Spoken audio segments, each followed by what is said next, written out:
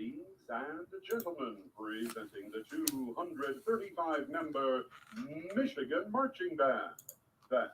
And take the field.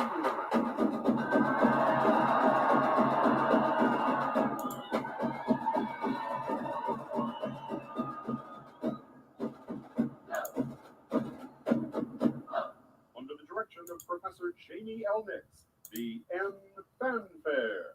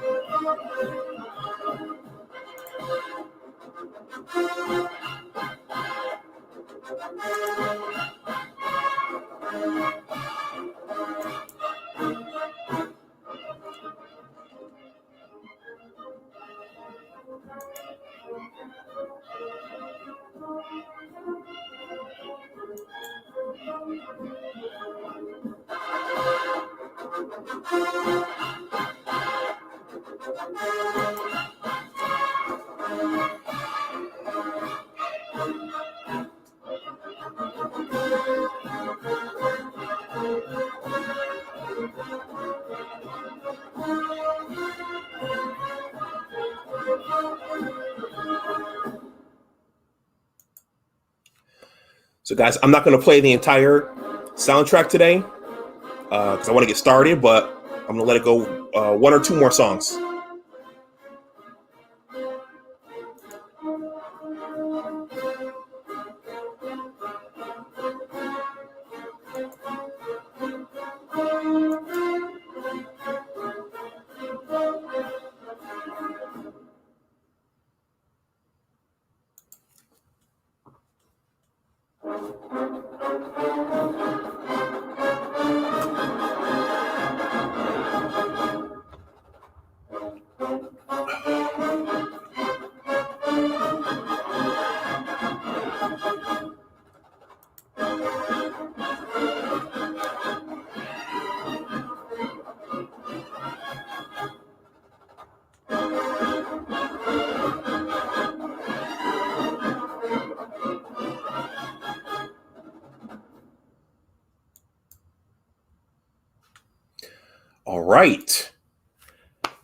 All right. Hello, everyone. Welcome back to my channel. My name is Dr. Anwar Youssef Dunbar, and this is Big Discussions 76 Sports. Shout out to my brother Amal for creating that logo. First of all, please like this stream. Please share it, and please subscribe to my channel. Well, normally, last season when I did these live streams, I give you guys the slideshow, but it's a new year, and I have a special guest tonight, so I wanted to get this thing going, so that we're not on all night. So, and I know you guys want to see him, and I think some of his people are coming over as well. So a couple of things before I bring Johnny up, because Johnny is here. A couple things. I'm just going to show you guys some things. I'm going to go really, really quickly here. Welcome. I haven't live streamed on this channel, probably since May, June, and then I clipped out pieces of old live streams and uploaded those. The prediction on this season, that one was pretty popular. That one got like 1,000. That one got almost like 2,000 views. I did create 2 long pre-records on the 2006 and the 2016 Michigan Ohio State games. I know those were long. Some people only have a short attention span, so not everybody can watch those. But those are there. I have a community tab now, so I've been sharing lots and lots of articles about the upcoming season and about what's going on with Jimbo in the program. And so before I bring Johnny up, I'm going to show a couple things here. Guys, I told you when I started this channel, I'm a writer and I'm working on a book project. And I just created this page today. And it's a sports story. So let's see. I'm going to use my screen share here. Yeah. So, guys, the name of my book is called The Engineers, a Western New York basketball story. I created this page here. If you guys want to go take a look around, this is literally fresh off the presses. There's a description of the book. I'm pretty much at the end of editing the piece, editing the whole thing. It's a 2-parter. Now I'm just making minor tweaks on it, and I have to figure out how to get the thing out, and published, and so on, et cetera, et cetera. But that's there. I'll probably leave the link below the playback if anyone wants to read this. I'll throw it in the chat. But that's there. Let's see. Last night, or maybe the night before, YouTube gave me a suggestion, which was the 2014 Michigan Ohio State game. And as we all know, the quarterback who was quarterbacking that game was none other than number 98, Devin Gardner. So Devin had a tough ride. He went through two coaches, Rich Rod and Brady. And it was a tough ride for Devin. But it seems like he has a life after football now, at least playing. And now he's moved up into the commentator booth. So I saw this article. As you know, articles come to my phone. And so Devin Gardner is moving up to the big leagues.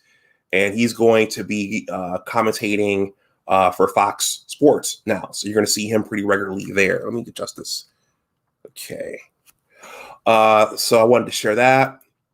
Some of you have mentioned this in the chat already. Our former embattled and beleaguered quarterback, Super Joe Milton, has found a new home down in Knoxville with the University of Tennessee Volunteers. So he was recently named the starter. I'm sure all of us will be keeping our eyes on that. The question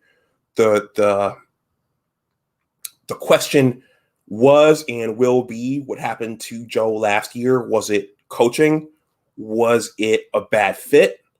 Or was it just something else? So he's the starter down in Knoxville.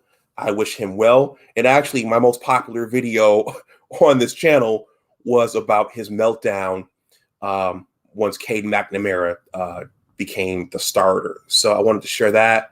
And also, In the aftermath of last year, we know that there's been turnover in the coaching staff, the Michigan coaching staff.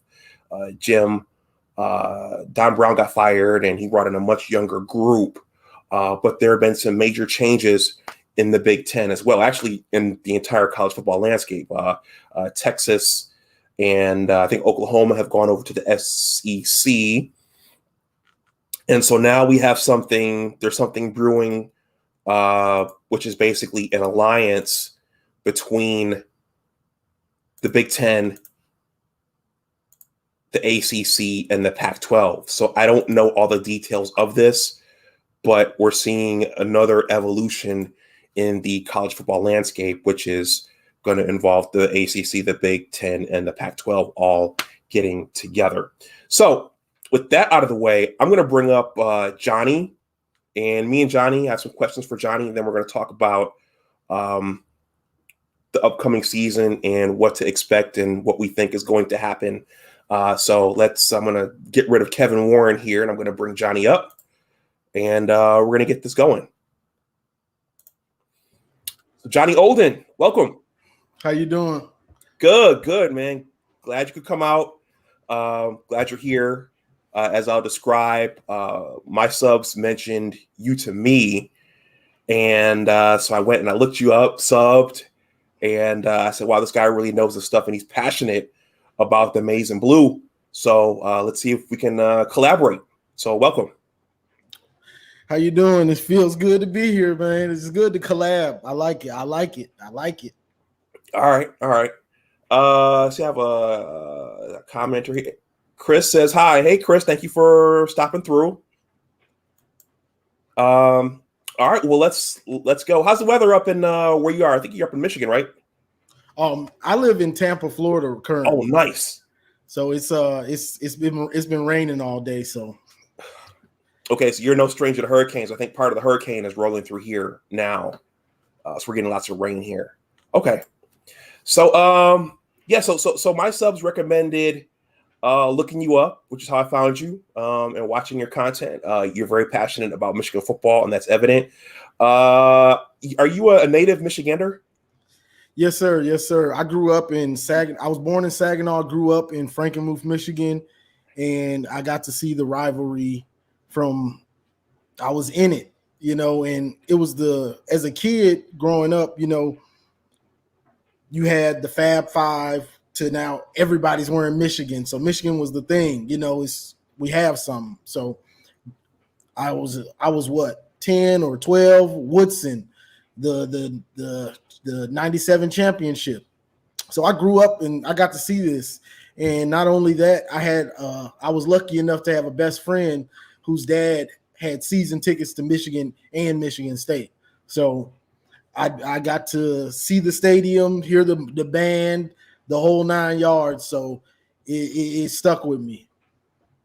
Okay, so you were basically there during the last golden age of Michigan athletics. Yes, sir. Okay, yeah. I'm from Buffalo, and so we didn't have our closest major sports team, college team, was Syracuse. But I remember seeing the winged helmets on TV, and I really got into it, obviously, when I became a graduate student at the university. Let's see.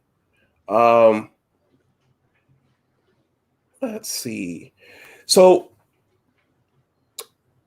last night, or the night before, as I mentioned before I brought you up, YouTube suggested that I watch the 2014 Michigan-Ohio State game. As you all know, that was the national championship year for them. J.T. Barrett went down. Cardell Jones took over. Ezekiel Elliott was running wild. That was also the last stand for Brady Hoke. That was the last stand for Devin Gardner. And that crop of kids that Jim inherited when Jim first took over was there. Amar Darbo, Jake Butt, Davion Smith, Chris Wormley, Ryan Glasgow, all those guys were there. In terms of the Harbaugh tenure, Johnny, what do you think about what's happened over the last 6 years? is it? I mean, obviously, it's not what any of us all expected, but well, aside from last year, certainly the team hasn't been a doormat. No. Brady Hoke had his good first year after he inherited Rich Rod's players, and then the team just kind of went like this. Mm-hmm. Jim's teams kind of prior to last year, Jim's teams kind of went like this, and they kind of stayed here. What do you think about the last 6 years, or 5 or 6? Yeah, honestly, I can almost sum it up with that. What was that? That 2016 Michigan Ohio State game where we had them dead to rights. Like, and I know the OSU fans are going, yeah, but the refs kept them in the game. Wilden Spate and the refs kept them in that game, but Michigan really outplayed them.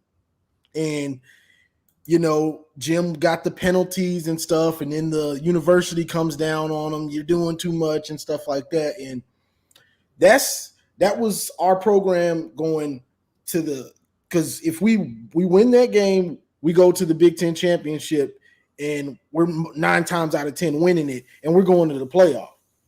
So instead, we lose that game. I'm going to get I'm going to talk about it. We still mad. So we lose that game, and we lose that game, and I think we lose the bowl game too. Yeah, we lost the bowl game to Florida State. So you have a team that might go have 1 loss or 2 losses. I'm not blaming the refs, but let's not act like the refs don't play a part in these games. 2019 Clemson, Ohio State. Uh-oh. So let's not. Hey, they have a part in it, but if we win that game, I feel like that projects us up. We lost it in, like we were talking about before the live started, when you lose a game like that with all those seniors and juniors, and then so they're gonna leave like they did. They all left, and now you have to work it back in. Now we had good seasons after that, the revenge tour year with Chase and them boys and stuff like that, but it wasn't this. You didn't have the caliber of players like that team. Like, that's a year you could have maximized and changed your program's whole trajectory. Yep. Yeah. So, yeah. But it's besides that, it's just like now at this point, I'm hoping, and this is what I've always been saying a lot lately, I'm hoping all these changes have sparked the program. Get some new life in there, some new coaches, and get something new going. Hopefully he's self-reflected. And what am I doing wrong to not get this team where it can be? Let's hope. Yeah. I mean, the 2016 game, I always go back to what Jimmy Johnson told his Miami Hurricanes team when they went up to Notre Dame. You don't want to go on the road and leave the game in the hands of the refs. I mean, certainly Wilton Spate had a broken collarbone. He played exceptional, I thought, up until that Iowa game. Yeah, he was good until then. There were possessions where Ohio State had the ball, and you're just thinking, okay, our pass rush should be getting there, but JT Barrett has a few more seconds to get away. I don't know what's going on, Yeah. And that's been a bug in our side ever since, kind of those running quarterbacks. Whether it was who was it? Notre Dame had pretty much every real, actually good running quarterback has kind of got us. Yeah. Well, Don Brown's defense, and earlier that season, I remember watching the Michigan State game. Of course, we won that game handily that year up at Spartan Stadium. But I remember there were a couple of plays where the Michigan State running back really gashed Don Brown's defense. So that defense was vulnerable to certain plays. Mm-hmm. And I was surprised to see that early on. But that defense, if you could hold the pass rushers, there was man coverage, so they were running downfield with the receivers. So that defense was vulnerable to mobile quarterbacks or running backs who could get loose somehow. Anybody that's watched me knows Don Brown. I probably almost had a heart attack over the last 2-3 years because he just make me so mad with the same scheme. Like, I get that's your scheme, but you have to tweak. You have to I say this in life. We want to be better as a person. Anything you do, you want to tweak it and become better. Like, you can't just consistently run the same defense when this is football. Coaches are sitting up all night figuring out your scheme, and you're running the same scheme 2 and 3 years, the same thing, same down and distance, 3rd and long, and you have to blitz. You can't help yourself. Don't blitz, Don Brown. Don't blitz. Here comes the blitz. 1st down, 3rd and 15. They pick up a touch. They stay to get 60 yards. Like, I couldn't with Don Brown, but I mean, it is what it is. He's gone at this point, but man. Yeah. Now, I mean, we all look back and kind of lament what happened in the 2016 game, but everyone should remember that as rough as the 2017 season was, we were right there in position to win that game at the end until John O'Corn, I think, had that miscommunication with, I think it was Eddie McDoom. And then the 2018 game, the revenge tour game, in my opinion, that was a huge missed opportunity because I thought that we went in with the better team. As you just mentioned, Don Herb staff probably dissected that defense in the weeks leading up to it. But I thought where Jim fumbled the ball was on the offense. I thought that, and we'll probably talk about this later, I thought that with the horses he had on the outside and that 6'8" tight end, I thought that he should have been throwing that ball around 80% of the time, mixing in a few handoffs to Karan Higdon. But Jim did the opposite. He handed off to Higdon 80% of the time and then threw outside 20% of the time. And I thought that he was the one calling the play. So I thought that the coaching staff really bobbled that one. And that's a problem. And because football is about mismatches. You're not playing Purdue or a team that doesn't have the caliber of players you have. So when you play a team like Ohio State, and we haven't been able to run on Ohio State since I think Denard was probably the last one to get 100 on them. But bro, we lost the game, bro. The refs didn't end the game for us. So you're right. We didn't make the plays at the end. But what was it? Oh yeah, the horses. When you're playing a team with the caliber of Ohio State, you have to go to your mismatches. Okay, who are my best players? Who are my freak of nature players? Because they got them everywhere. So who do I have? Oh, I got Nico. I got DPJ. I got Tariq. These dudes are huge. You know what I'm saying? So play action or just throw it up. Get the matchup you want, single coverage, and throw it up high. Nico was coming down with everything. I think Joe got in at the end of that game and hit him deep. But that's coaching and your game plan. Like, once you see you can't run on a team like Ohio State, and you'll find that out early if you can actually run on them. You got to now it's time to play chess. You play checkers and you getting beat because Urban and Ohio State, those coaches over there, they're playing chess. They're not just playing checkers. Like you have to take it up a notch, and that's been a problem. Yeah. Yeah. I mean, yeah, 3 NFL wide receivers. Nico was consistently winning his matchup whenever the ball went that way. Or getting pass interference. Or get pass interference. Just, yeah, all Shea had to do was throw jump balls over there, make Ohio State adjust their defense, and then hit them somewhere else.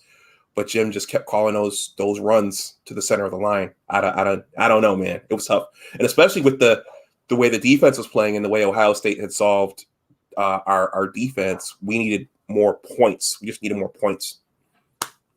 But that was all the coaching staff.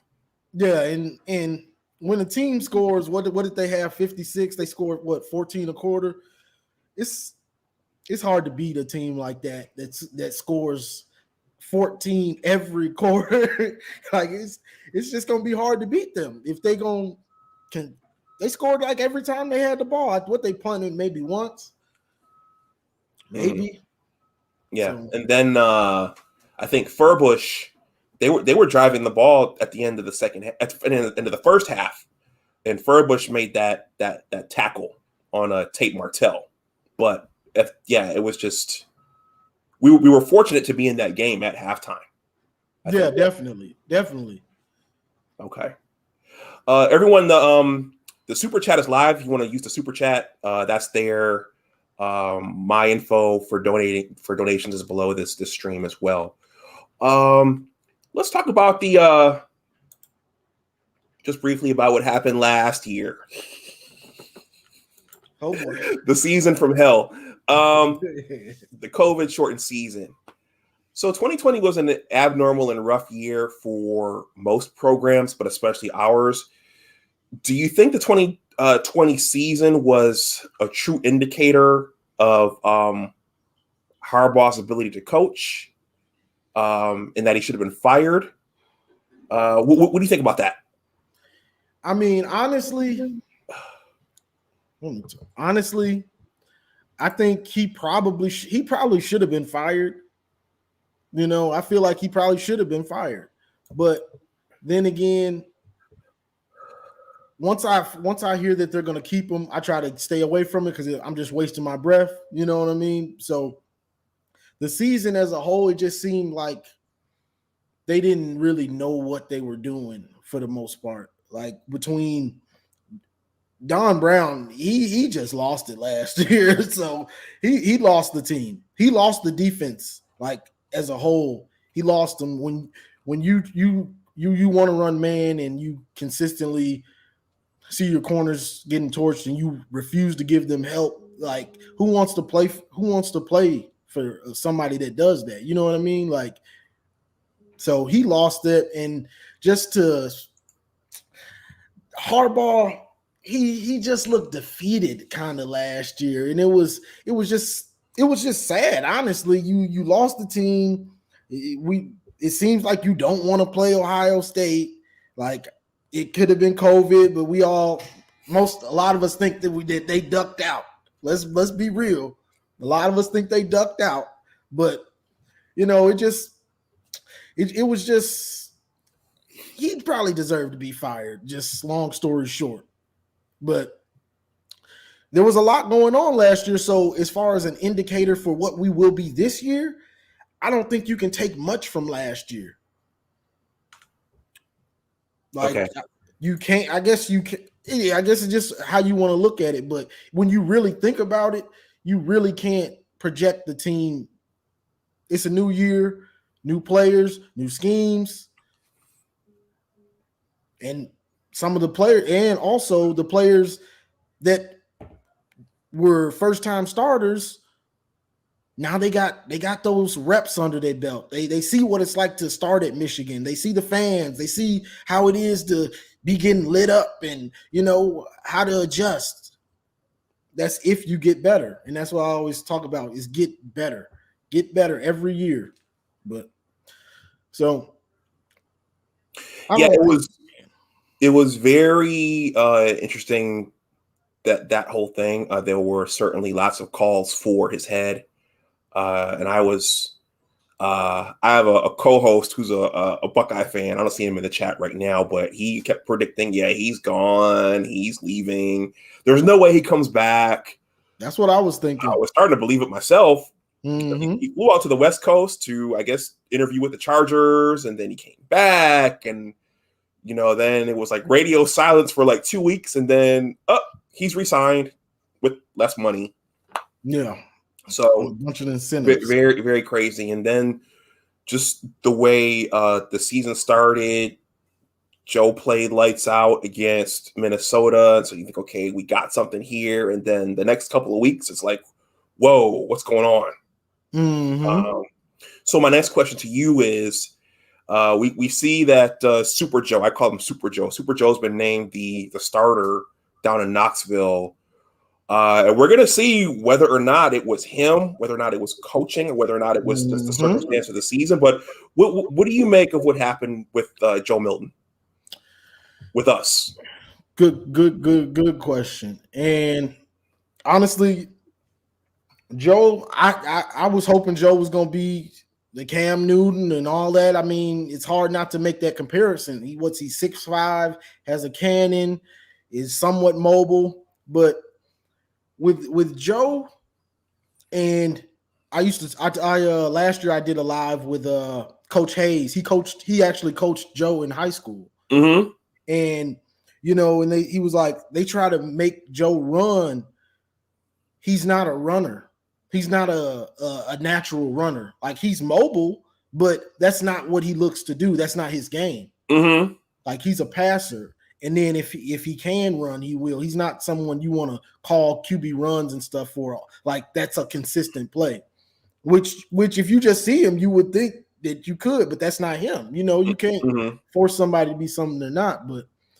And also with that, Joe hurt his hand against Michigan State.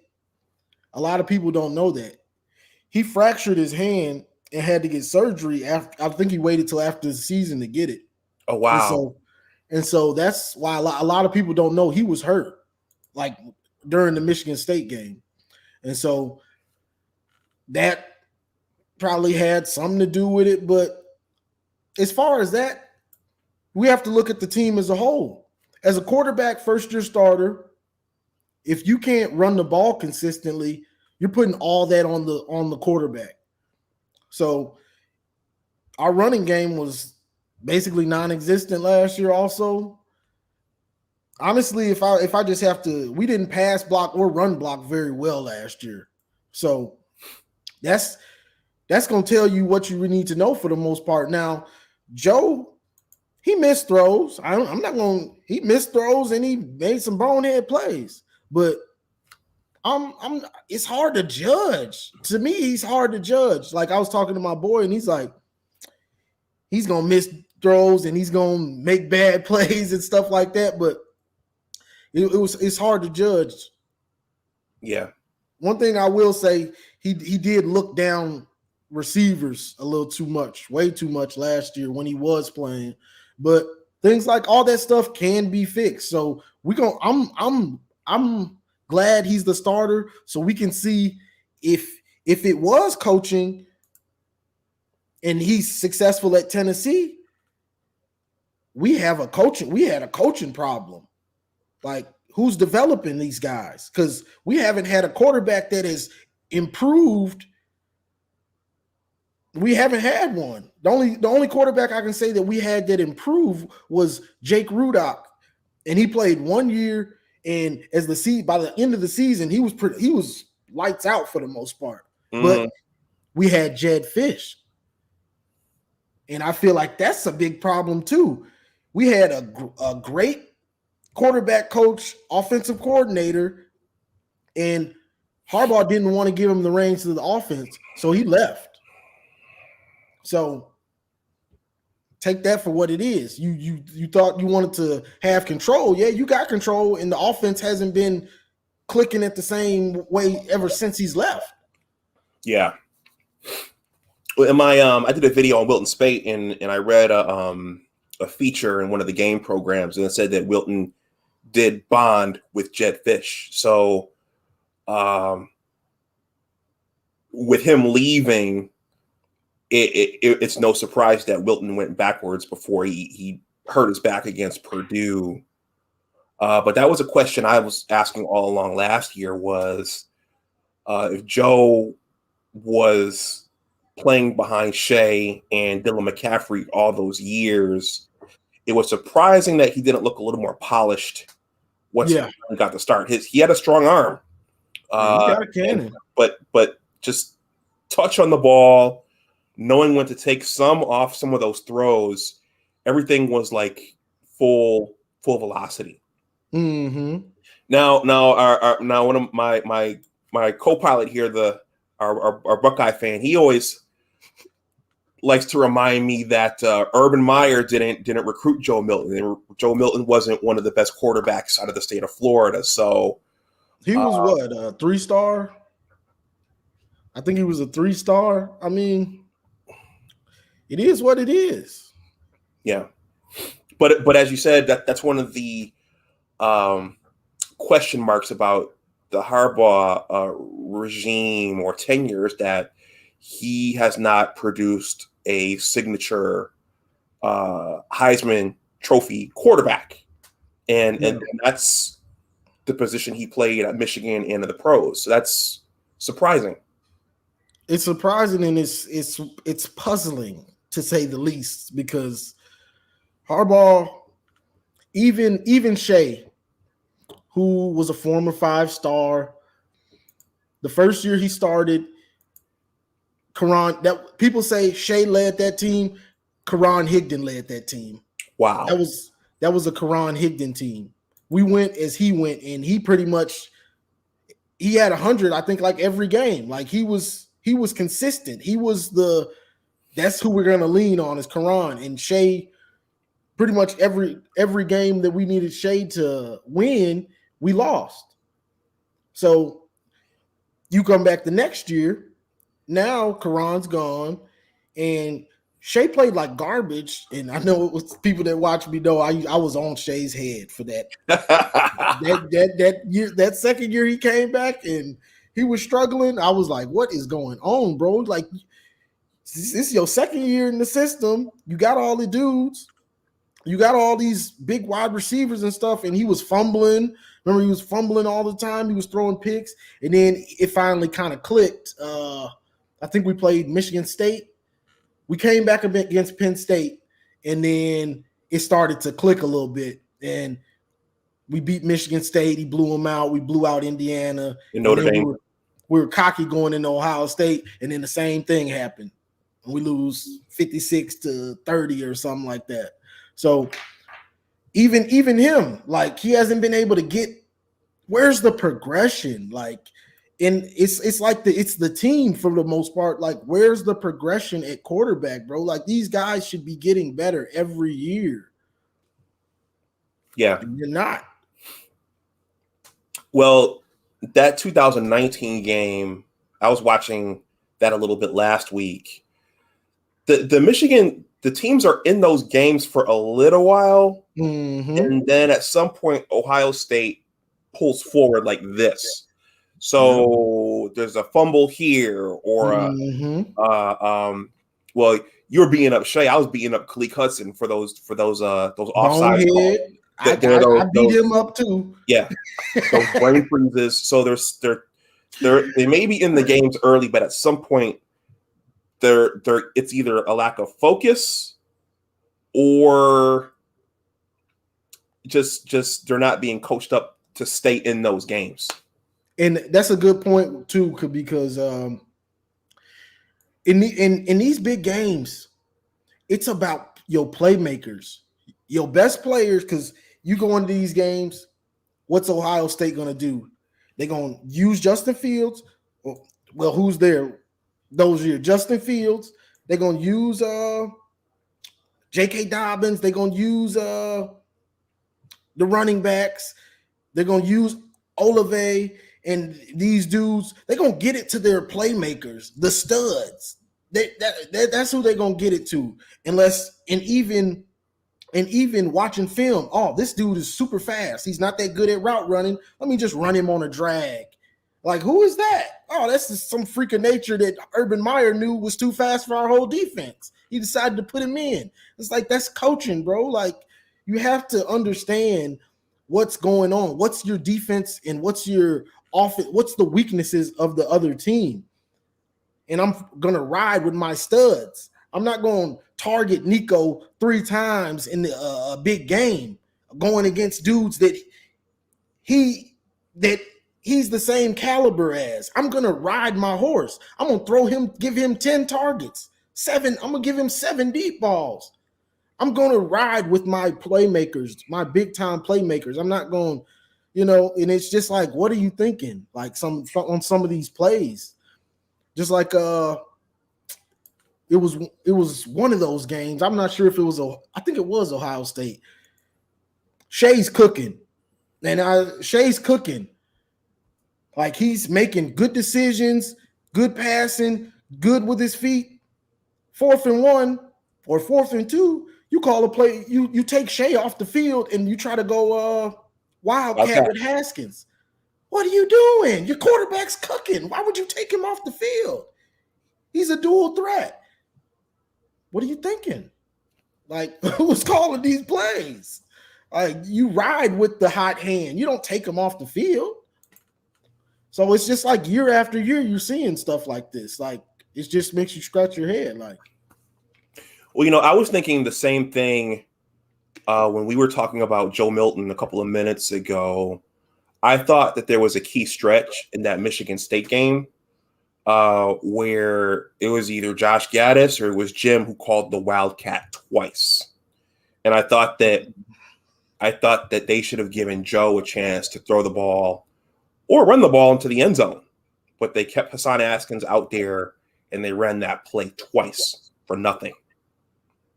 Yeah. So, and it's like they do that stuff all the time where they have you as a fan like, what are you doing, bro? Like, do you not see what this player that's hot is doing? Like, why are you taking him off the field? So that's just a big thing, and it really irks me. As a fan, it makes you really sit back and think, could I call a better game than Josh Gaddis or Jim Harbaugh?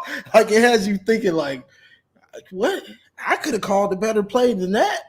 I feel like as a fan, you shouldn't feel like that. If your coach is good, you shouldn't feel like that.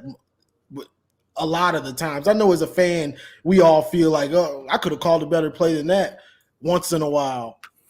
But at Michigan, you thinking that like 3-4 times a game. Mm-hmm, mm-hmm. Yeah. Well, everyone, if you want to make a donation to the channel, I just put my Cash App there. The super chat is live if you want to super chat. Any of these fiery comments that we're getting right now about Jim and the program and the staff. While we're here, also if you're new to the channel, please hit the like and please subscribe.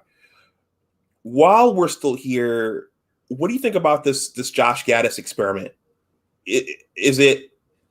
Does he have complete control over the play calls, or is Jim kind of getting in there at some point and saying, "No, let's run the Wildcat"? That's the $1 million question I think every Michigan fan wants to know. And whenever the offense gets stagnant or the quarterback is doing dumb stuff, we go back to 3 yards in a cloud of dust. We gonna revert back to it, and we're like, is this who's calling the plays? And I think most of us fans are just like, it's Harbaugh. Harbaugh's calling the plays again. Harbaugh's calling the plays. Harbaugh's calling them. So even if it's not, we see when Gaddis is trying to do the speed and space, when you can tell the difference. And so the speed and space, we really haven't seen it. It's just a term that he used, which I bet he wish he didn't say that when he first got here, because now all you hear is like, what's the speed and space? We don't see it. Like, what are you talking about? Speed and space. Like, and so if Gaddis doesn't get it going, like if this offense isn't making progress and like lighting teams up, especially when they have more talent, it's time for him to go. Like, I'm just gonna be real about it. Like, it's time for him to go. Like, speed and space. You've been here, what, 3? This is the 4th year? I believe, yeah, this is the 4th year. Yeah. It's time to go, bro. Like, you you weren't the play caller at Alabama. And this is Harbaugh, though. This goes on Harbaugh. You hired Gaddis off a phone call. He wasn't even the play caller. What's that? Maryland's coach was the play caller. So like, that's like, did you really do your due diligence hiring him? But as far as the offense, we'll see, because I like Cade.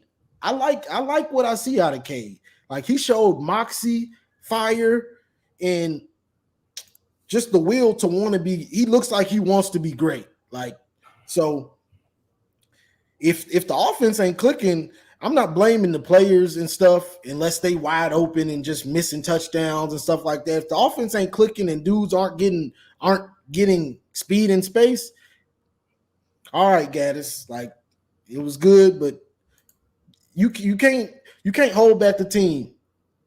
We hear the quote, the team. I like to say this: no man is bigger than the team. So you ain't getting it done, it's time to go, and it's no hard feelings. Yeah. It seemed like at times the offense, even when Joe was in there, they were able to get some things done, but they weren't able to sustain. When they got in the red zone, they weren't able to sustain anything. Okay. Well, why don't we talked about Jim and Josh. Let's see. So I've watched your content on this upcoming 2021 season regarding the roster and how the schedule is going to shake out. Let's briefly go over what we can expect in the next 3 to 4 months. Let's run through the position groups. Everyone on my community tab, I saw an article on Vincent Gray, who was the choice target for Sean Clifford and Rocky Lombardi last season. And in the article, he sounds pretty optimistic about this defense that Mike McDonald has installed. So this 3-4, it sounds like it's definitely going to be a change from what Don Brown was doing. But hopefully this will be a better fit for the players, and it'll give them some flexibility in terms of the offense that they're going to face. So just briefly, because you've created content on this, Johnny, obviously the position everyone's going to be that's going to get the most attention is the quarterback position. How do you feel about Cade McNamara taking over for Joe Milton? It seemed like, and me and Alex went back and forth about this last year. It seemed like as soon as Cade McNamara got in there, the offense started rolling.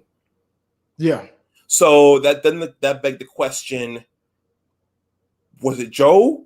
Was it the offense? The Cade McNamara? Was he just a better quarterback? What do you think about what happened? Honestly, if I had to just say, I'd say Cade is probably just a better quarterback as far as quarterbacking and not relying on just your God-given athletic ability.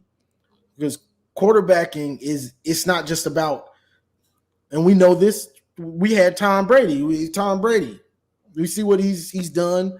We saw his combine. It's not about being a quarterback, isn't about being able to throw it 70-some yards. I mean, it's nice, Patrick Mahomes, of course, but being a quarterback, it's like a sweet science. Yeah, I know I'm going here, but I'm not gonna look right at him when the ball is snapped. I'm looking over here so I can pull this guy away from him. And it's just a sweet science, knowing what to take. Yeah, I can try to force a ball in the middle, but why? I got a guy in the flat who can pick up 3 to 5 yards. You get 5 yards on first down, that's a win. So it's knowing things like that I think Andy had the touch. He had the touch on his throws and things like that, but it's just the simple plays.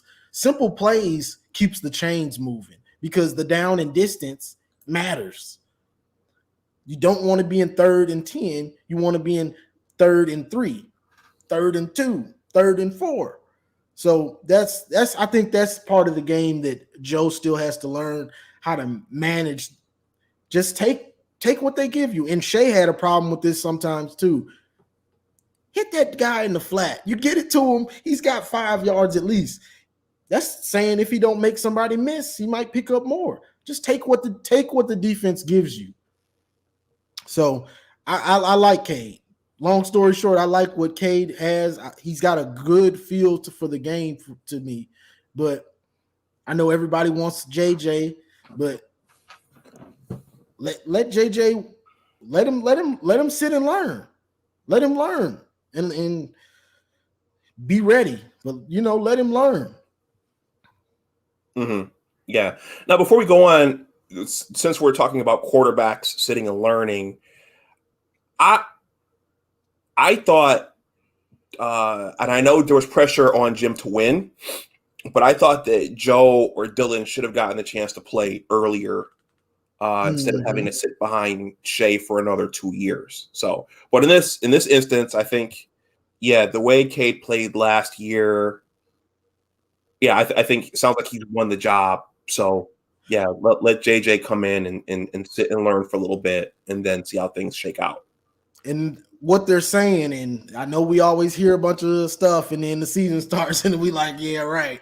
But they're saying Cade is taking control of the offense and he's making it his own. And honestly, we haven't had that in a while. Even with Shea, like he wasn't like in command of the offense. Like, so they're saying he's taking command of the offense. Let's hope it's true. But he seems like that type of guy, like from seeing him in after the games and the way he finishes runs and stuff like that. Like he's putting it all out there, and I love that. Yeah. Well, one of the sports journalists said health is going to be a major thing for him because he's 6'1". He's only 6'1", 212 pounds. So if he takes a good hit, I mean, you saw what happened to his shoulder, against, I think that was Penn State. So if he stays healthy, I think he could have a good year, but if he has to stay healthy. That's for sure. That's for sure. So the wide receiver core, you got Cornelius Johnson coming back. Who else is out there? You got Cornelius, Ronnie Bell. Yep. And this is why I'm hopeful for this season. We've got talent. Like, we have talent. People act like we just don't have any talent. Cornelius, he's a stud. Ronnie Bell, he's a stud. AJ Henning, he's a stud. Roman Wilson, he's a very capable receiver. You know what I'm saying? Like, it's not like the cupboard is bare. Like, people seem to think the cupboard is just bare, and it's not. Right. And last year, Harbaugh really liked this Eric All kid. Harbaugh hyped him up. I heard the sign. Harbaugh hyped this man up, and he will just refuse to catch the ball. And this is what I hate. He consistently dropped passes, but y'all just kept going to him.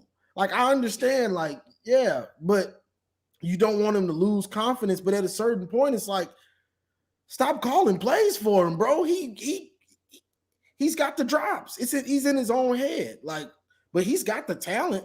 Like, if he catches the ball, he could be everything Harbaugh says he can be. That's if he catches the ball. That's your first job. Like, who was that from 2-3 years ago? Was it McCune? Oh, yeah. McCune. We had Gentry and we had McCune. Both of them, I think it was both of them. I think it was McCune, really, though. He would drop passes, I think.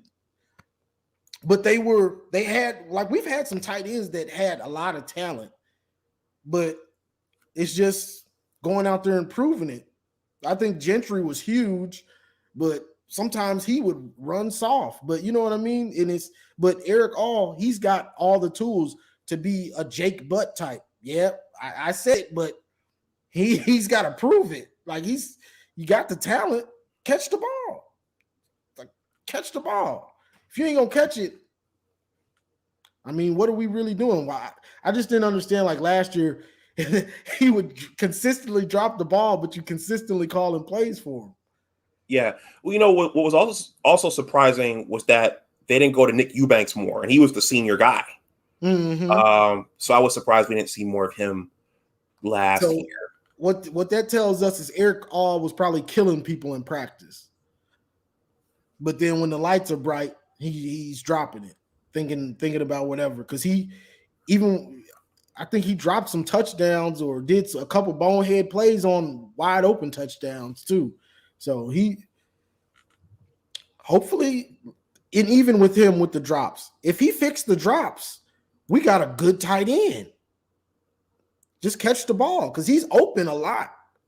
I'm not gonna say he wasn't open; he just wouldn't catch it.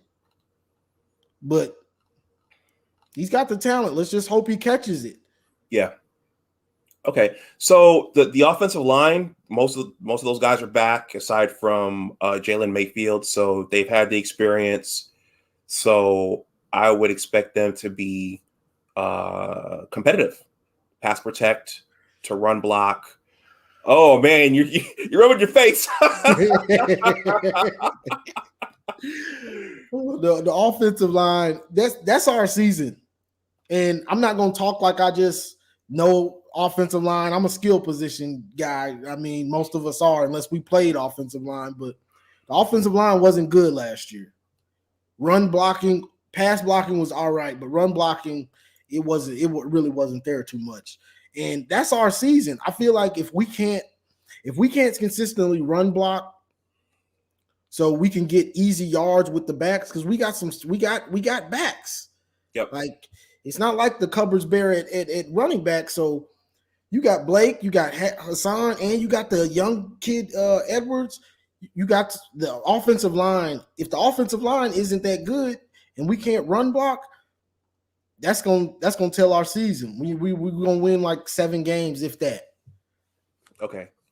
Yeah, I've been hearing a lot of good things about this Donovan Edwards kid. So you got Edwards, you got Corum, and you got Hassan.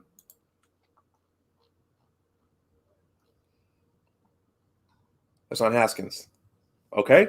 So Johnny called it. The offensive line is going to be the key. Yeah, definitely. And with the running backs, the running back room should be set for the future now. With Blake and Donovan, like we're straight. Hassan. So this year, if the offensive line can run block, so Cade doesn't have to try to win every game with his arm and with his legs here and there, then we can do something. But if I can't, but then we can do something. But if it's all on Cade, it's not gonna go well. You know what I mean? Because teams they have to pass. We can stop the run on the way to the quarterback. You know, so if you put it all on the quarterback, it's not going to end well unless you got a dynamic type of quarterback like Trevor Lawrence or something like that. Even if you do have one of those guys, it's not the best. You want to be able to run the ball consistently and get those easy yards. So then you can get your play action game going in. Now you don't know what we're going to do. You know, we're playing chess now. So we have to be able to run the ball. Like I feel like that's the key to beating Ohio State. If we can't run the ball, we can't beat them. Yeah.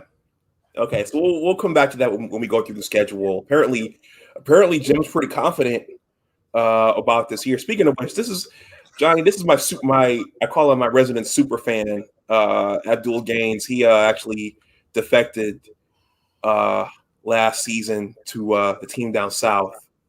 I went to high school with this guy, but anyway, that's neither here nor there.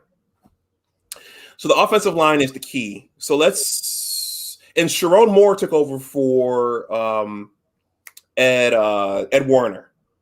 So the whole coaching staff is just younger now. Yeah. Okay. I think they're trying to relate to the players more, get that cohesive, because it's like the players and the coaches, it's almost like they're separate, like they almost against each other. They're not on the same page, and you could tell last year, like for real. Mm-hmm. Mm-hmm. Okay. So if you're new to the channel, please subscribe. If you're just coming in, please hit the like. All right, let's jump sides to the other side of the ball and let's look at the defense. So they're switching over to a 3-4 versus Don's coveted Viper. I hated the Viper. Why'd you hate the Viper? I just didn't care for it because one, you're taking a tweener. Now, if that tweener is Jabril Peppers, an NFL safety, it's gonna work. And you got NFL players everywhere. So that those years it was a little different. But when you don't have him and you got like a Khalid Hudson who I felt like would try to get big and it messed up some of his game. But the whole scheme, the blitz scheme, you have to be diverse. You have to be diverse. So yes, our base is the blitz, man blitz. But we'll drop into a zone. We'll drop into a zone blitz. We'll just run man. You have to switch it up. You can't just it got too what's the word? Predictable. They were reading him like a children's book by the time he left. Like the last 2, maybe 3, about the last 2 years, they were reading him like a book. Good teams with the talent. Just pick a team with a fast wide receiver and a capable quarterback, capable/good quarterback, and they were going to eat him up. They're just waiting for it. They waiting for the situation. 3rd and 8, blitz, touchdown. I'm going to get my wide receiver, my fast wide receiver on your safety, and I'm going to torch him. And it was just consistently happening. Yeah, I think after that 2018, the revenge tour Ohio State game, that was pretty much it. Mm-hmm. Use some wheel routes, use some crossing patterns. Yep. Hold the defense, run your wide receiver across like this, yep. and dump it off. Get a drag route or get a go route on a safety. Yep. And it's game over. Like it was just mind-boggling to me that he just refused to expand the defense and really start to change your philosophy, not just add something here. My thing is when he did do things like try to add a couple of zones before Ohio State, you never played it really in game. So you took like the week or 2 before Ohio State to try to add some things, but to run a successful zone, everyone has to be on a string and know their job. And it just wasn't enough time. You didn't perfect it. So by the time they got out there with Ohio State, with those freaks of nature they have, man, they were eating that zone up when he tried to throw it out there for those few plays. Looking in the backfield, things that you have to work out before you play a team like that. You know what I mean? Yeah. I want to thank Chrisdale Carter for the Cash App. If anyone else wants to donate to the channel, the super chat is live. If you guys want to, super chat any of these snarky Ohio State comments there in the chat, that's live. My Cash App is here. And I think, Johnny, and we're gonna go to the schedule soon. I think that, was it John U. Bacon? Because John U. Bacon came here. Greg Madison wanted the job after the 2018 revenge tour debacle down in Columbus, and Jim is very loyal. And apparently, Jim said, "No, Don is my guy," and that's when Greg Madison said, "Okay, I'm going to the rival." Mm-hmm.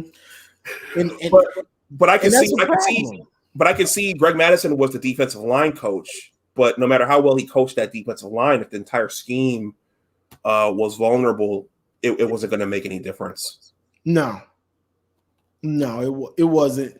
And Jim is a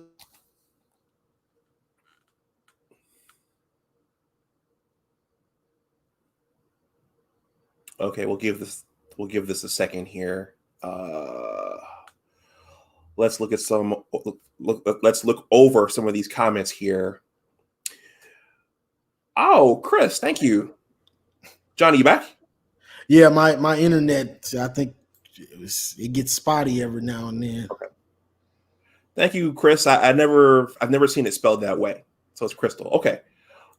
So it's no surprise that I was sad to see Greg Madison go, and especially go to our rival. But Yeah. I can see his frustration. I can only imagine being on the sidelines and watching that happen, and kind of saying, "Dude, what are you doing?" Mm-hmm. So the new defense that Mike Macdonald has installed is going to be a 3-4, which is you can correct me on this, it's going to involve 3 down linemen. In your video, you said the key is going to be the nose tackle. Yes, sir. And so we'll have 4 linebackers running around, and then 4 defensive backs, depending upon what they're how many defensive backs they want to go with. But it's going to allow a little more flexibility, and it's going to give some different looks. How do you feel about going over to this 3-4 defense? I like the 3-4. I like the 3-4 as a defense. It's like you just said. It's relying on that nose tackle and those front guys to hold it down. Like those dudes have to be dogs, so those linebackers can make the tackles. So who's in the middle? Mozzie. If Mozzie Smith is playing like a freak of nature, being a beast, then everything should fall into place, But with the defense, it kind of makes sense with Mozzie and Chris Hinton, because those dudes are kind of like Chris Hinton. I thought he was a D tackle, so having him on that other end, having him as one of the D linemen as the end, that makes sense. So, with the D line, that's the defense. If they can get pressure, hold the middle, and then Aiden and I forget the other guy's name as the other linebacker, because Aiden will be on the outside, and then is it Hinton? No, the other linebacker will be it's got like an African that last name, I think.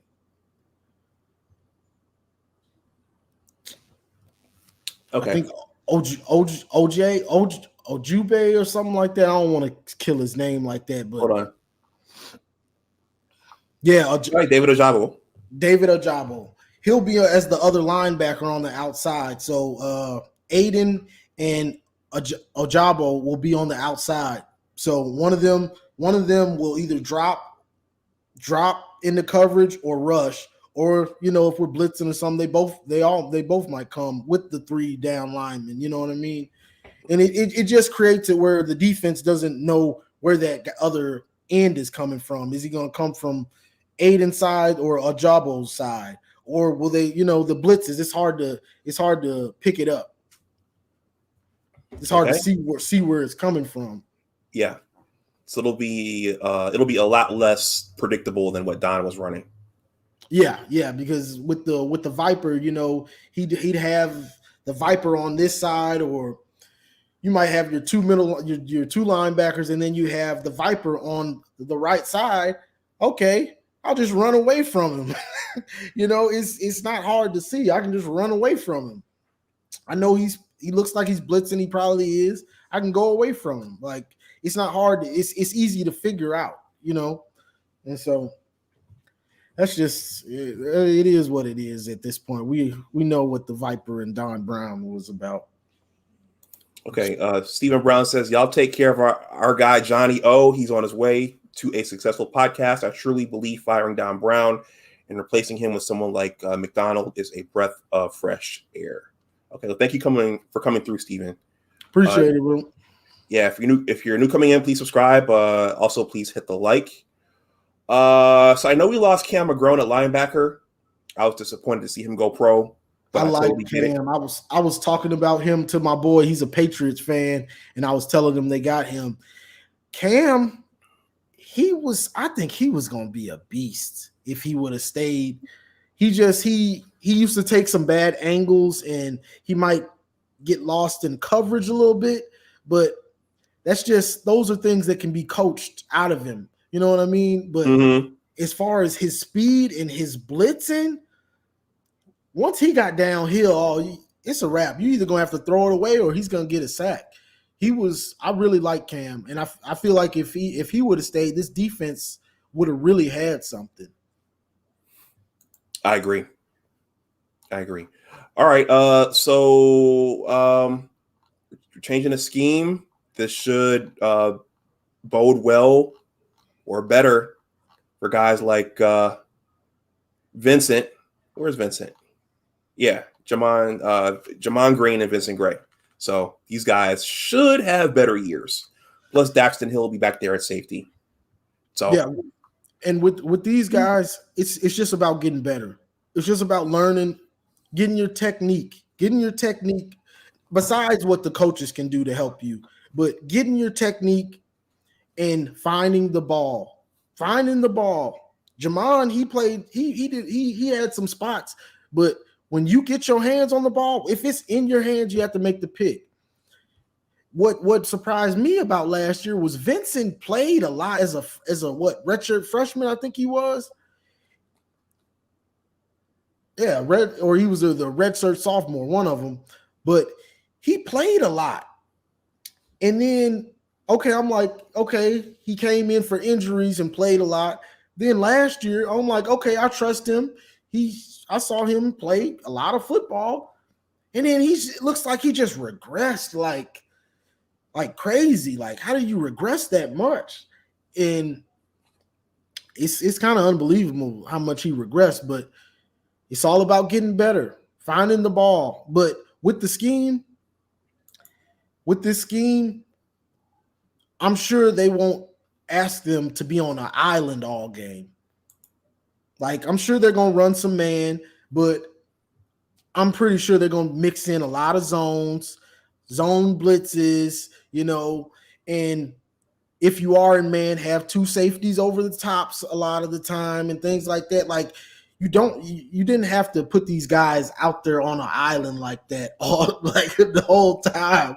Like, I felt bad for these dudes. Like, at a certain point, it's like, I can't play man all game, coach. Like, this dude is just faster than me. Like, give me some help. Yeah, especially when the quarterbacks are looking. I mean, Sean Clifford and Rocky Lombardi, they were going at those guys every single play. They either got a pass interference call or they got the completion. But it was like automatic. Painful to watch. I'm going to read the super chat here. This is from Buckeye Alex. He says, make Michigan football great again. We in the Buckeye Nation are tired of kicking Michigan's teeth in. All right, well, hopefully you guys get a spell check somewhere, too, down in Columbia. This is not the first grammatically wrong message you've left in my comment in my chat, Alex. All right. But I appreciate that. You think you tired of it. We tired of it for real. Yeah. If anyone else wants to super chat, the super chat is live. I put my Cash App in there as well. Okay, so if you're new coming in, please subscribe. Also, please hit the like. Special teams, I'm not going to spend any time on that. I'm assuming we're going to get, competent special teams. Hold on, let me talk about the safeties real quick. All right. Brad Hawkins. Oh, yeah, your boy Hawkins. Some of these dudes just really I hate it because the coaches, they change their positions and they put them there and they're just kind of serviceable. They're not really like, he's at safety. To me, Brad is a corner playing safety.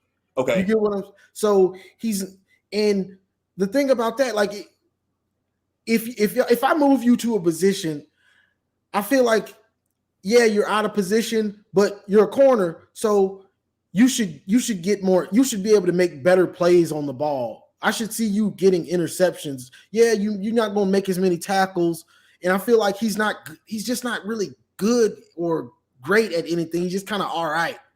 He's just like, okay, he's serviceable. He's played a lot of football, so knowledge comes with that. But it's time to look like an NFL safety, bro. And the same goes for Dax Hill. Dax Hill, it's time to take it up a notch, bro. You a 5-star, you're 4.3 speed. You should be flying off the screen in this defense. Because like last year, I'm gonna say this real quick, and then like last year, they would use him for the slot receivers, which is okay. Or if a receiver was beating us, they try to use him, which is okay. But I feel like a safety can have a better impact if you just put him over the top. He's running a 4.3. You take Dax Hill, you put him on the right side. Now the quarterback is like, okay, now I got all these sorry corners over here, and I got a safety that's not as fast and isn't that good. I'm having a field day over here. Yeah, put Dax over there on him. That's fine. I'm about to eat this side up. You know what I'm saying? So it's just like bonehead coaching, but it's time to pop off the screen and get better, bro. You a 5-star. Like, this is your money year right here. Dax comes out and balls out. He's a first-round pick easy. It's just how high can he be? You know what I'm saying? Like, you got all the potential. Yeah. Give me 1 second here, Johnny. Someone just asked me a question. I'm going to use this as a shameless plug.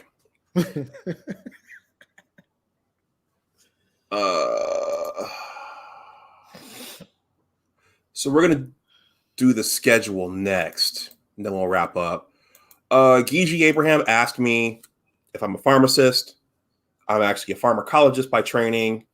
I actually do have a science channel where I talk about nothing but Western blots and point mutations and whatever. So if any of you guys want to subscribe to my science channel, it's here. I am 60 subs away from 1,000, so I can always use some more subs over there. But I'm a pharmacologist, not a pharmacist, and there's a difference.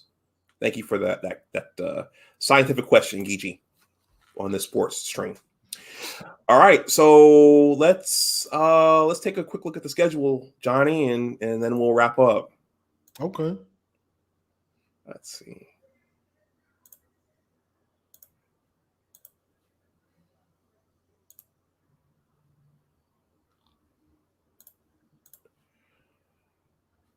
All right. So our season opener is this week at the Big House, and we're hosting Western. And as I said under one of your videos, this should be a W, but we got to wait and see.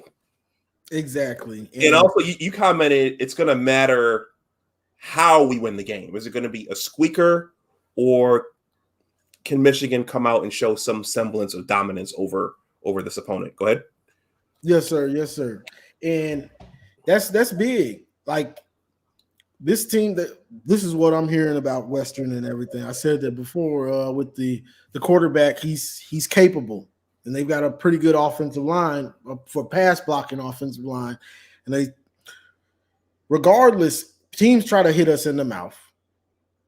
That Appalachian State, it for some reason it has never went away. And whoever we play, whether big or small, they like, all right, let's get this dub. It gave everybody hope for some reason. So when we play a team like Western, if we need to get rid of them early, because like if you don't get rid of them early, what was that? 2 years ago when we played Army? And yeah, that was scary. That was scary because we honestly we were supposed to lose that game. We were supposed to lose. Like, that game it's great once you get the dub, but you lose that game, you're gonna hear about that forever. You lost like it doesn't go away. Like, so Michigan has to come out, get the lead early, and even if they don't, they should be able to just handle this team. But we don't really know, coming from last year with COVID and all that stuff. We don't really know how the team is going to look. So I think we're all kind of anxious to see if they're going to come out flat or if they're going to come out and just come out clicking. Yeah. I remember that Army game. That was scary a couple of years ago. You were wondering why the offense wasn't more dominant, and then Khalid Hudson actually did in that game what he did in the Ohio State game. He lined up offsides. I think it was on a punt, and that kept Army in that game. So, just a sign of things to come. All right, so I'm predicting a win against Western. Yeah, me too. I'm going to pull the line up in a second. So the next game is on of all dates. It's on September 11th. The next Saturday against Washington. So it looks like Washington is they're coming into the big house. What do you think about that opponent? That game I'm not really sure about. Honestly, I'm in my video I said we would win that game, but it's a pick 'em, honestly, because we're trying to see what everybody has. And Washington, the thing I know about Washington, they have talent. They've got our former receiver, Giles. Right. So that should tell you something right there. So Michigan's gonna have to be on their A game, and that's why it's important to get in to Western Michigan, win that game, get your guys out, and because if we get in a barn burner with Western, it ain't likely we going. Well, this could work two ways. I feel like that could work two ways. If we play a somewhat tighter game against Western, that might have us on our toes already to where it's like, okay, we got to come out. Now, if we blow out Western, we could come out cocky against Washington, and it could be like a Michigan State game. Like, oh boy, what's going on? Like this, so I feel like that could work either way, but that's almost like a pick'em game. But I said we would beat them, so I guess I'm gonna stick by that. Okay. And right now we are a 17-point favorite over Western. What's the line on the Washington? Or it's not out yet? I can look that up really quickly. It might not be out yet. Yeah, they might want to see how we do against Western. Mm-hmm. But Vegas does, I'm sure they look at these things in advance.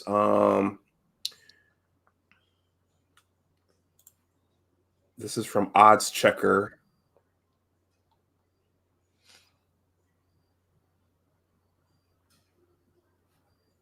Get out of there. So right now, wow, it's within 2 points. Yeah, so that's that. They're thinking like I'm thinking. It's a pick 'em, and whoever probably blows, whoever has the best showing the first game, it'll probably change in their favor somewhat. So that's what I got it as a pick 'em kind of like. But I'm gonna say we take that one. Okay, so then it's Northern Illinois.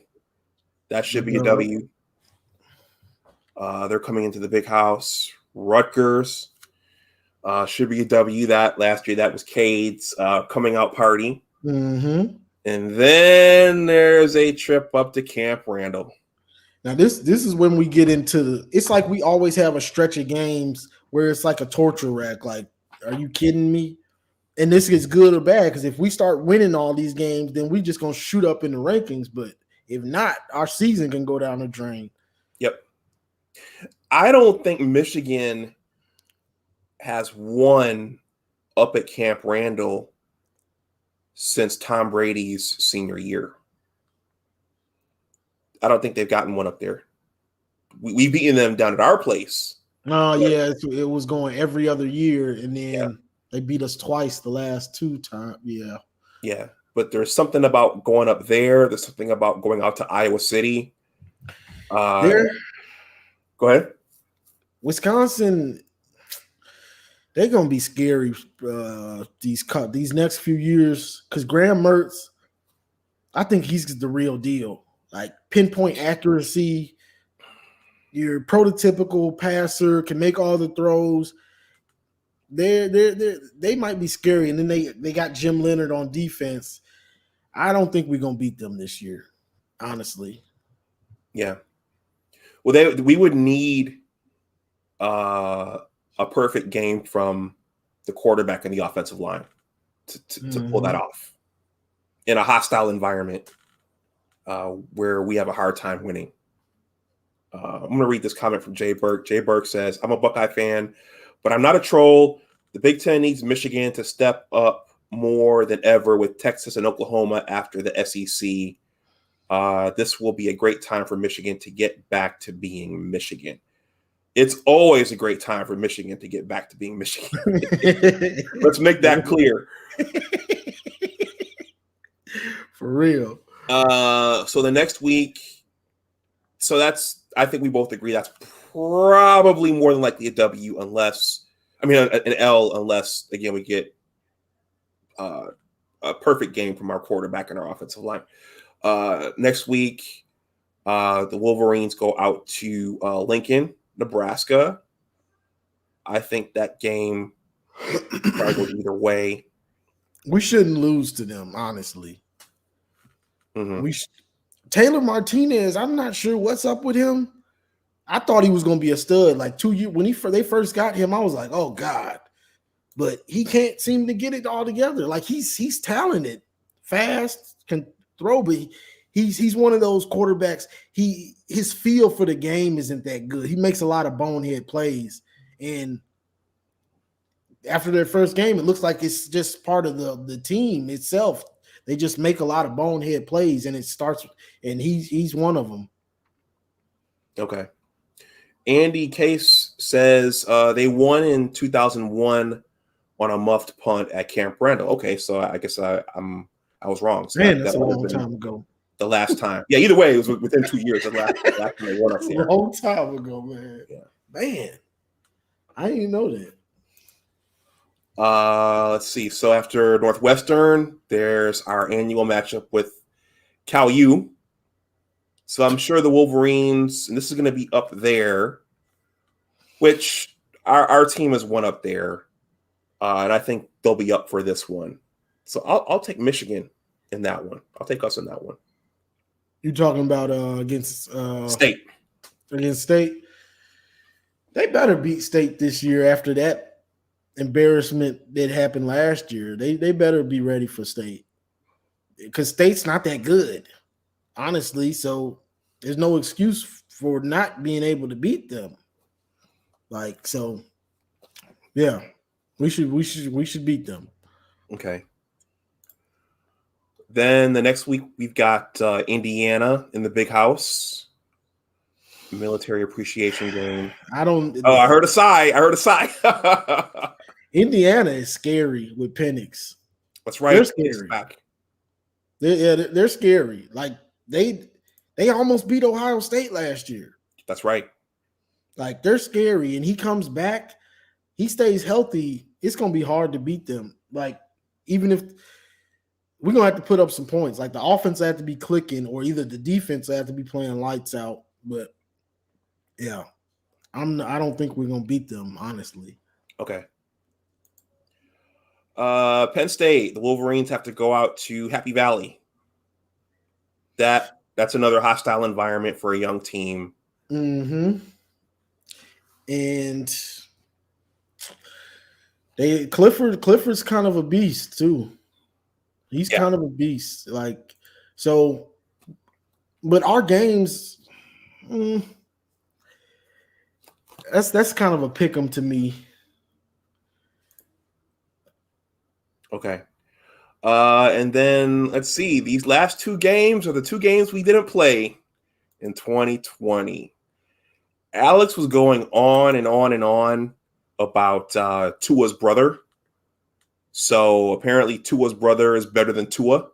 He's the truth. He's scary. Okay. In terms of strong arm and mobility. Yeah, he can do them both. So he's scary. I'll say he's like Adrian Martinez if Adrian Martinez was to get his stuff together. Like he's scary. Like he can do it all basically. So, but that's not to say that they'll automatically beat us. But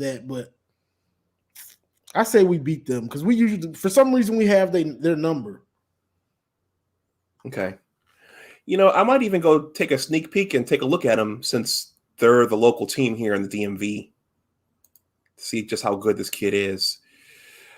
All right.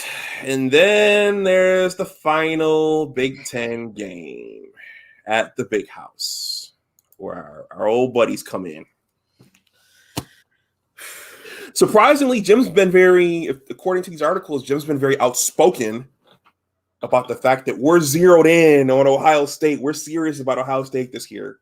You should have been serious about them the moment you took the job.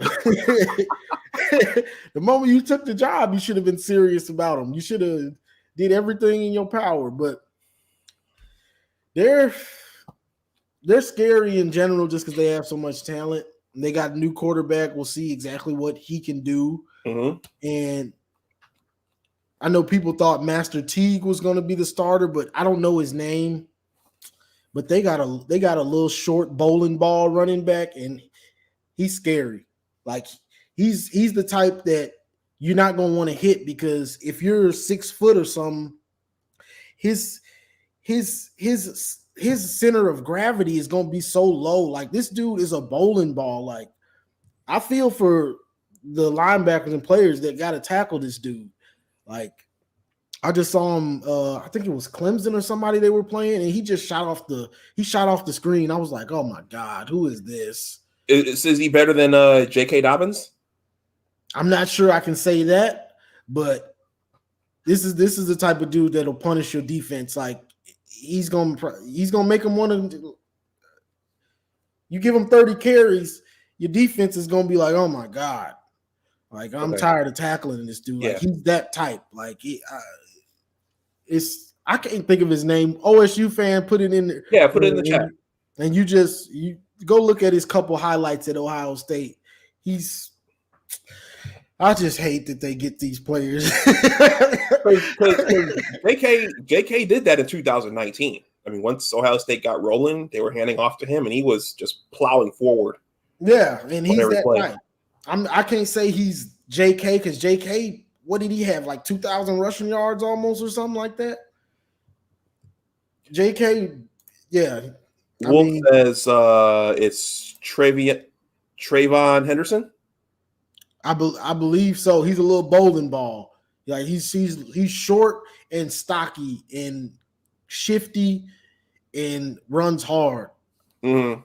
Like he didn't get many carries. Like he came in for against Clemson or somebody they were playing for a few plays, but he shot off the screen. I was like, who is this? Like, are you kidding me? But we're gonna have to see what we got. We're gonna have to see how the defense plays. If we can't run the ball on them, we're not gonna beat them. No. Yeah, he said Henderson like Maurice Claret, like that dude. Well, he said I don't know his name. I'm gonna look him up when we get off of here again. But if we can't run the ball against OSU, we're not gonna beat them. You have to be able to run the ball against them, or either manufacture a running game with the quick game screens, things like that, reverses and things like that to manufacture some running yards. But we got to get a consistent running game. If not, they're going to get up. We're going to try to pass it all game, start passing more, and they're going to let them dogs on the defensive line loose. They just going to let them loose. So it is what it is. I just hope. I say hope. I'm just hoping that we can be capable of staying. Hey, all you want to do is be close in the fourth. Yep. That's all you want to do is be close in the fourth, and then see if you can make a couple plays to win it.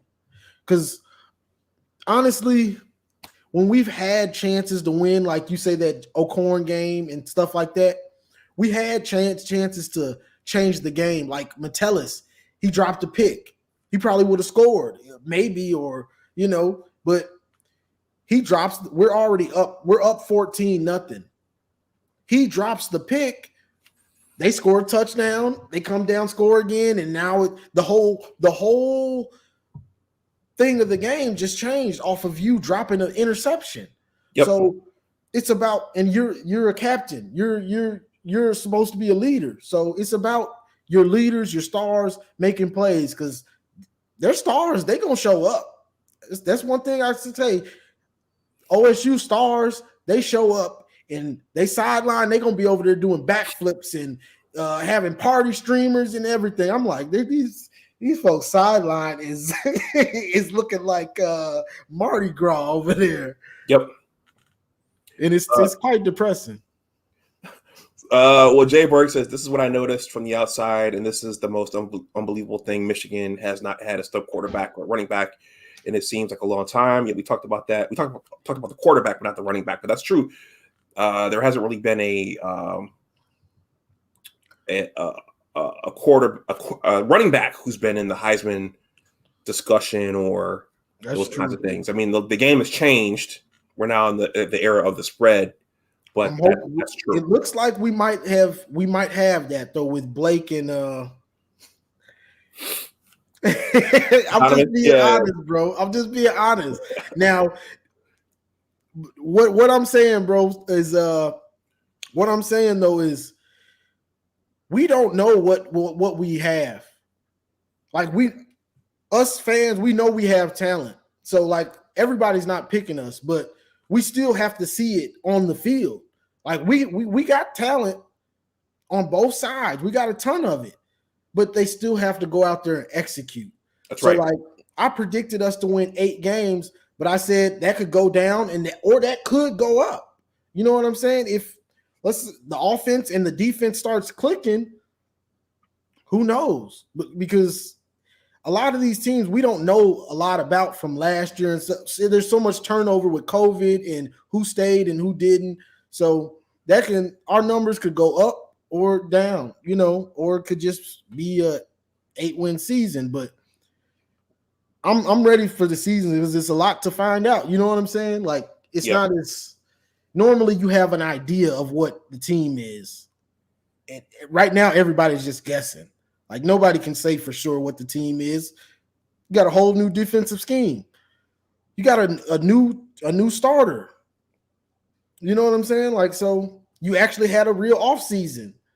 So it's just a lot. Nobody really knows right now. Everybody's just speculating. Yeah. I agree. Jay Berg says Michigan always had quarterbacks, always. I come from the classic era, which I would call the 90s. Michigan always had a quarterback, and we never did. That's the story of the 90s. Well, as much criticism as Lloyd Carr got before he retired, Lloyd Carr always had good quarterbacks. He always had them lined up, too. Good pro style. Yep, good pro style quarterbacks. And then you bring in Rich Rod. Now you're going more towards a spread thing. Brady tried to go back to the pro style, but it was just never the same after Lloyd Carr retired. It's kind of mind-boggling that Harbaugh hasn't gotten a Graham Mertz. Yeah. This dude was like the number 1 pocket passer coming out in like 2019 or whenever he came out, 2019, I believe. He's the number 1 pocket. Like, how didn't you get him? You know what I'm saying? Like, I know we had JJ, and JJ might be a stud. Hopefully he is. We need him to be. But, having these dudes that not only have because it's one thing to put up numbers in college, in high school, but it's another thing to put up numbers in college, in high school, and look the part of a college player. Like JJ's small.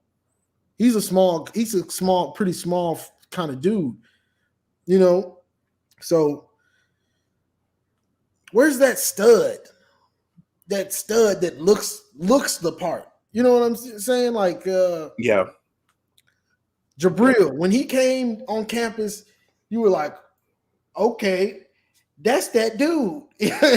He's already built like he's in college. Yep. That makes sense. He's a 5-star. You know what I'm saying? Even Rashawn Gary, I feel like he was underwhelming, but he looked the part for sure. And he had the potential. It's like he had to get mad for it to come out. But That's right. Where's that guy at quarterback? That's right.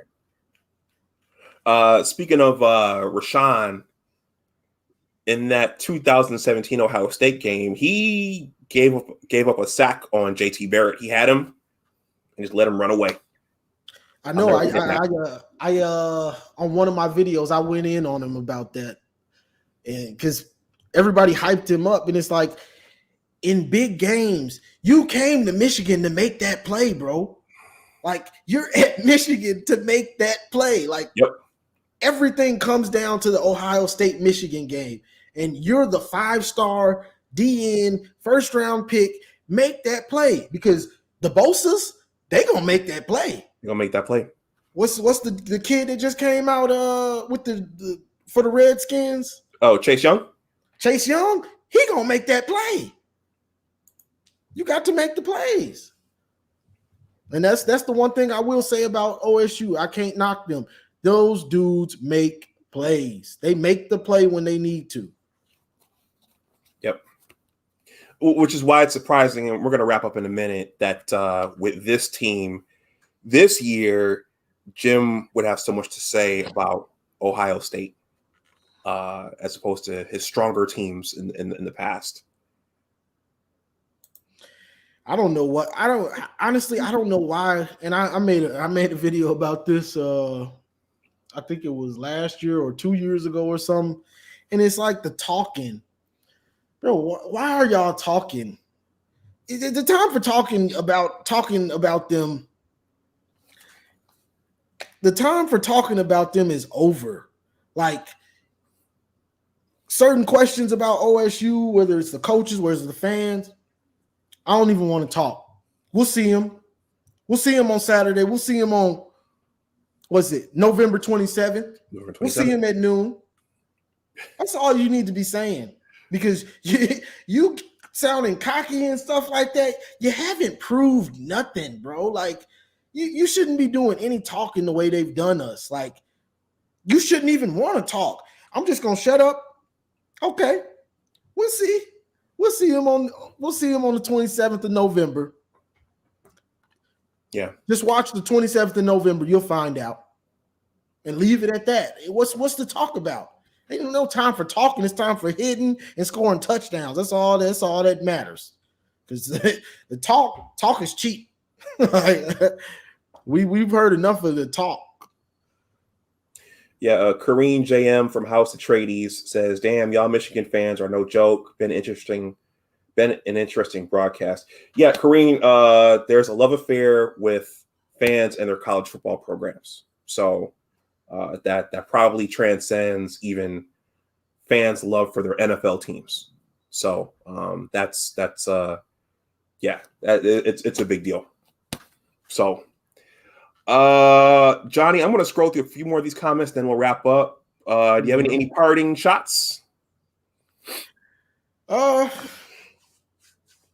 Just because this year feels like a rebuilding year for us. I feel like it is, or I almost don't want to say that. Like, okay. I feel like we have too much talent for this to be a rebuilding year.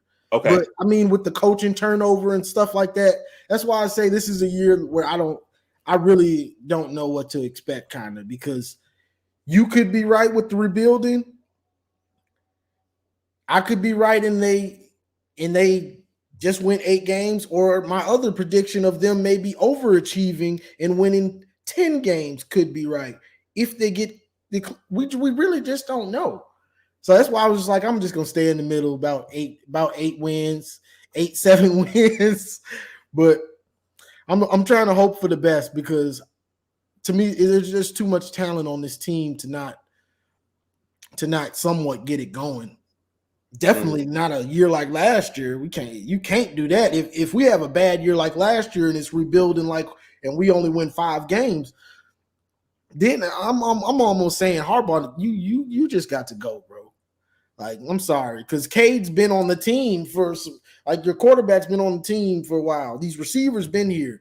You got a stud. You got what, 2-3 stud running backs. If the offensive line isn't up to par, that's a problem. Now the defense could get the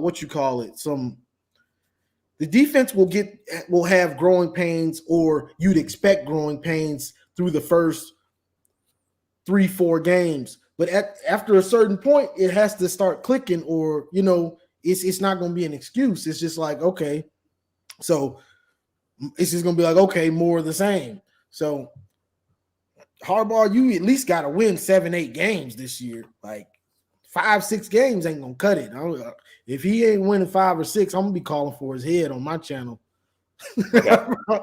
you were calling for it last year. Yeah. And once my thing is, once I hear them say they're not gonna fire him, then I just stop talking about it, because I don't want to waste my breath, because they're not gonna just fire him. Once they say they're not firing him, it's I'm not just gonna keep wasting my breath on it. Yeah, he was like Freddy Krueger, man. You try to kill him and he keeps coming back. It's like Jason, back, boy, that Michigan man, it's deep. And the problem with us, Michigan, is they make so much money. Yep. We make so much money that they're happy just, okay, we're top 3 in revenue. He's winning 9-10 games consistently. All right, we're happy with that. You know what I mean? And we want more. The fans, we want more. We want to make a playoff. If he was doing what Brian Kelly is doing, making playoffs, I'd be ecstatic and happy. Like, okay, I can live with this. At least we getting big case showdowns on, you know what I'm saying? I can live with that. But get us there, bro. Did you see this? Did either of you see the Devin Gardner interview on YouTube? I believe I did see that interview. He was talking about with the changing of tides and everything like that. Okay. I'll have to look that up myself. Yeah, I believe he was talking about nobody bought in when Hope came. Oh, wow. Okay. I'm going to read this one. Then I'll shut it down. Jay Berg says, me and my brother were just talking about the 4th down call, which could have went either way. It's not like Michigan hasn't been close. Yeah, and that's the problem. Those close ones, you never forget them, and they've been on the winning side of these, but you don't forget you don't forget them. But when you don't win them and you have a good, or maybe a team that's on the edge of being great, and they don't maximize it, it holds your program back, because you don't get that magic, that magic in a bottle with those players, that staff. So if you don't make the most of it that year, you never know who's going to leave. Like Jed Fish left. Okay, now you lose like 7, 8 players that are going to the NFL. So you didn't just lose good players, you lost NFL players. Like, these dudes aren't just graduating, they going to play on Sundays. Like, so you have to make the most of those teams with that talent. Okay. Last thing. Are you familiar with this NIL thing? The NIL, yeah, the players getting paid. They have to get it together with this. What the NIL has basically made it to where Michigan. I made a video about this. I believe Michigan. We do it the right way. We do it the right way. Well, the wrong way just got legalized. So ain't no excuse now. Ain't no excuse. What was it? Memphis had FedEx is in Memphis. I used to live there. FedEx headquarters is there. FedEx offered a player $1 million to go to Memphis. So the right way is payday now. It ain't the right way. The right way is paying these players. So you at Michigan, we got the alumni, everything. You have to set up these deals and make the most of it for these players to get paid so they'll come here. Like, so it's the under the table stuff and we do it the right way. Well, that's all changed now. Now it's time to set it up for these players to get money. So that's just all it is. So if they're not trying to do it, it's just going to hurt us. Okay. All right. I think that's a good place to wrap up, everyone. The season opener is Saturday. The Wolverines are hosting Western Michigan. And Johnny, do you have anything else? I appreciate it, bro, for having me on. Everybody, I love talking Michigan football. I'm passionate about it. Come check me out. My page is my name, Johnny Olden, and I'll go live. I'll be going live usually the Sunday after the games on Saturday, and I got a bunch of content on there. Check it out. Some of it is just hilarious. I don't even know how funny it is until I rewatch it. I'm like, so yeah, just check me out. It's good. My pain is your pain with Michigan. So a lot of the stuff Michigan fans feel and the anger, I put it out there. It's there for you. So just let me get mad and put it on here for you. Okay. Well, Johnny, I appreciate you coming over and talking about the upcoming season with me here. Like I said, my subs, they said, do you know of Johnny Olden? I was like, no, and you should check him out. And I'm glad I did. Your passion comes through. Get better. It's time to get better. I'm tired of these dudes not getting better. You just got to make that play. Come on, it's time. I'm tired of this team, man. It's time to get better. So, hey, Wolf, you've been trolling us, man. But thanks, I appreciate that. Appreciate it. Yeah, everyone, I'll be here making content throughout the season. I'm gonna try to be regular like I was last year, doing something before the games and after the games. If not, I have my community tab as well. I'll still be posting stuff there. Steve Cherry says Johnny is comedic gold. Get better, Michigan. So with that, yeah, we'll wrap up. Thank you to everyone who came over from Johnny's subscriber base to watch this. If you're watching on the playback, please like, share, and subscribe. Go blue. And as always, remember that your attitude determines your altitude. Take care, and we will talk to you the next time. All right, everyone. Bye-bye. Have a good night. Go blue. Let me stop this.